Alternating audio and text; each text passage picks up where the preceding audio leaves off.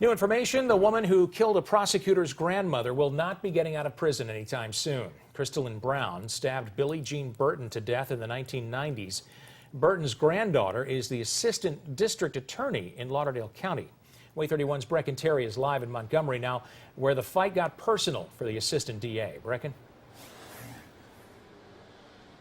Angie Hamilton, Burton's granddaughter, tells me she normally comes down here to fight for victims before the parole board, but today she was fighting for her grandmother.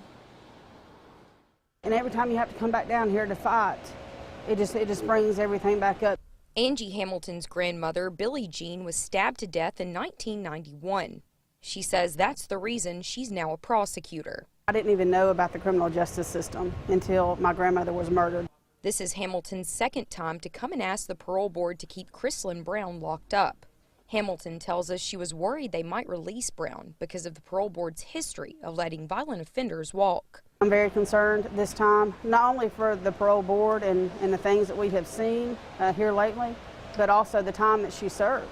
I mean, there seems to be an increase in sentencing reform in 2015 to let violent offenders out of prison. During their hearing, parole board chairperson Lynn Head told Hamilton that Brown was even combative with field officers during interviews for this very parole hearing.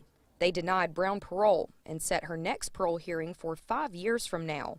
Hamilton believes that timeline should change. To redo your whole life.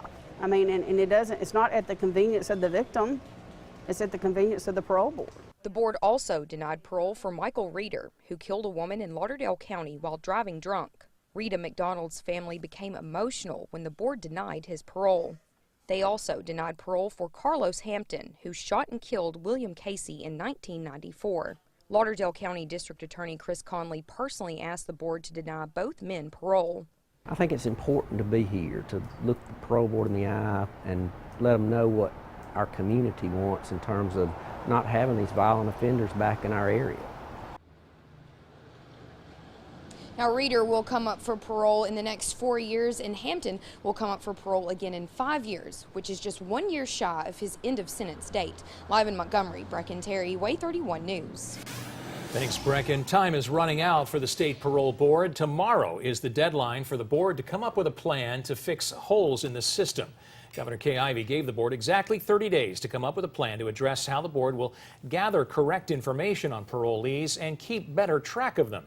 This came up after WAAY 31 exposed the flaws in the system following the early parole of Jimmy Spencer, who's now accused in the murder of 3 people in Guntersville. As time runs out for the parole board, WAAY 31's I-team is pushing for the board for answers. Coming up on WAAY 31 News at 6, what the parole board had to say about their new plan.